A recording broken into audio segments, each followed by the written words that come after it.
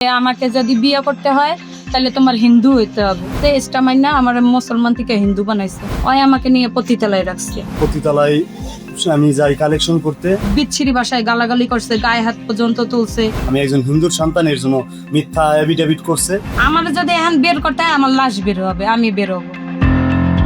Mobile ফোনে পরিচয়, এরপর কথা বলতে বলতে প্রেম। এক পর্যায়ে বিয়ের প্রতিশ্রুতি দেন বরুণ নামের এই যুবক, আর সেই প্রতিশ্রুতিতে নিজের ধর্ম পরিবর্তন করে হিন্দু ধর্ম গ্রহণ করেন সোহাগী নামের এই তরুণী। এমনই এক চাঞ্চল্যকর ঘটনা ঘটেছে ফরিদপুরে।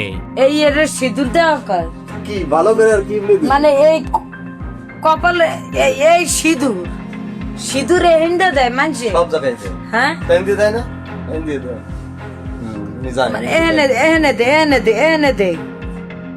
এনে দে ভালো করে। ঢাকা থাকতাম, ঢাকা থাকার পরে ওর সাথে আমার সাথে যে ফোনের মাধ্যমে সম্পর্ক ছিল, সম্পর্ক থাকার পরে ওই আমার ফরিদপুরে আসতে বলে।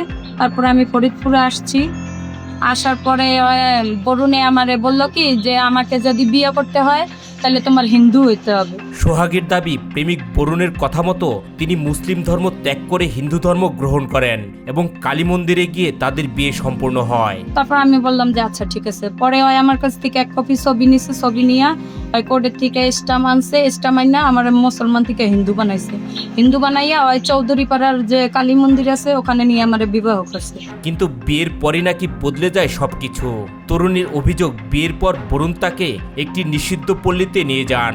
বিবাহ করার পরে ওই আমাকে নিয়ে পতিতালায় রাখছে। সেখানে কেন রাখা হয়েছে জানতে চাইলে বরুণ জানান, পরিবারের সবাই মেনে নিলেই তাকে বাড়িতে নিয়ে যাবেন। এই আশায় দিনের পর দিন সেখানে অবস্থান করেন সোহাগী। পতিতালায় রাখার পরে আমি বলছি এখানে কেন রাখছো? এখানে আপাতত থাকো, আমি বাড়িতে উঠাইতে এখন পারবো না, কিছুদিন থাক, আমি বাড়িতে সবার সাথে কথা বলি তারপরে উঠাবো। আমি বলছি আচ্ছা ঠিক আছে। তার দাবি, এই সময় বরুণ মাঝে মাঝে তার কাছে যেতেন এবং তাদের স্বামী স্ত্রীর মতো সম্পর্ক ছিল। কিন্তু বাড়িতে নিয়ে যাওয়ার কথা বললেই বরুণ নানান অজুহাতে বিষয়টি এড়িয়ে যেতেন। পরে এরকম করতে করতে অনেক দিন চলে যায়। ওর সাথে আমার সাথে এগুলো নিয়ে অনেক ঝগড়া হয় বরুণের সাথে। ওই আমার এই বুঝ ওই বুঝ দিয়ে রাখে। এরপর হঠাৎ বরুণ জানান তার পরিবার অন্য একটি মেয়েকে বিয়ে করার জন্য তাকে চাপ দিচ্ছেন। এই খবর শুনে ভেঙে পড়েন সোহাগী। তারপর আমার একদিন হঠাৎ করে বলে আমার বাড়ির থেকে আমার মা হারা মেয়ে দেখছে, আমি বিয়ে করবো ওই জায়গা। আমি কেন তুমি আমার বিয়ে করছো, তুমি আবার অন্য জায়গায় কেন বিয়ে করবা? পরে এগুলো বলার পর আমার বাড়িতে বিয়ে করতেই হবে, তুমি এই জায়গা থাকো, আমার যখন টাকা পয়সা হবে আমি তোমার বাইরে আলাদা জায়গা কিনে নেবো, ওখানে রাখবো, নাহলে আমার জায়গা আছে ওখানে ঘর উঠাই দেবো ওখানে। আমি কেন, আমি তো সেটা মানবো না, তুমি আমার বলছো তোমার বাড়িতে উঠাবা, তুমি তা করো না।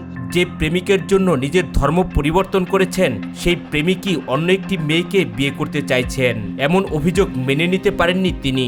উপায় না পেয়ে বরুণের পরিবারের কাছে চলে যান সোহাগী। সেখানে গিয়ে মানসিকভাবে নির্যাতনের শিকার হয়েছেন বলে দাবি করেন তিনি। পরে এগুলো করার পরে অনেক করলো কি, এগুলো নিয়ে আমার সাথে অনেক ভেজাল উঠি। তারপর আমি ওর বাড়িতে আসলাম। বাড়িতে এসে সবাই আমি বললাম, ওর মা রে, ওর ভাই হাগো, ওর বড় ভাই আমার অনেক বিচ্ছিরি ভাষায় গালাগালি করছে, গায়ে হাত পর্যন্ত তুলছে।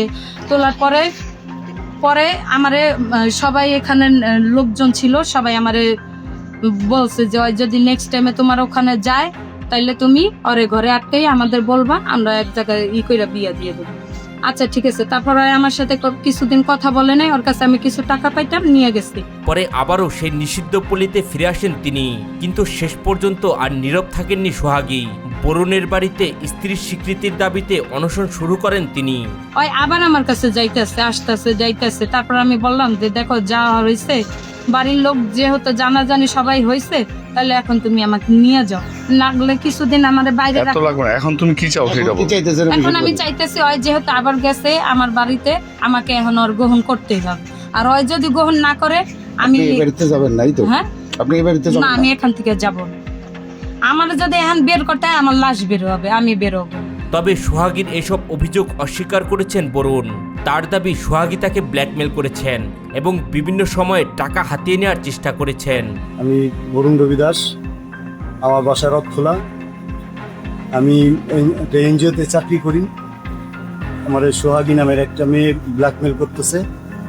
আমি ওইখানে পতিতালায় আমি যাই কালেকশন করতে, সেইখানে কিছু ছবি এআইয়ের মাধ্যমে বানায় আমার ব্ল্যাকমেল করতেছে, টাকা 8 লাখ টাকার দাবি করতেছে এবং আমাদের বলতেছে যে আমি একেবারে বিয়ে করছে এগুলো বলে মিথ্যা আমারে ফাঁসাইতেছে। আর হলো কিছু লোকজন নিয়ে আমার কাছে টাকার দাবি করতেছে, আর নাই তো তারা আমার বিয়ে করতে হবে, এই ধরনের দাবি তারা আমার কাছে করতেছে।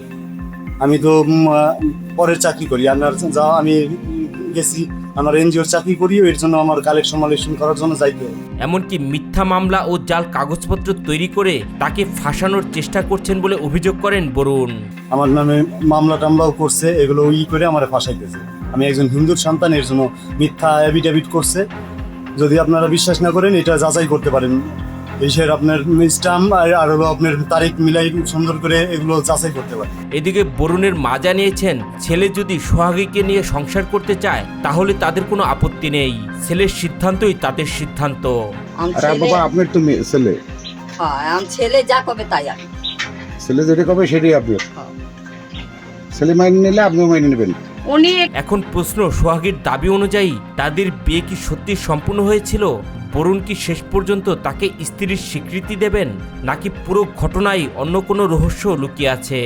দুই পক্ষের পাল্টাপাল্টি অভিযোগের মধ্যেই এখন এসব প্রশ্নের উত্তর খুঁজতে হবে। এই ঘটনা নিয়ে আপনাদের মতামত কি? কমেন্ট করে জানাতে ভুলবেন না।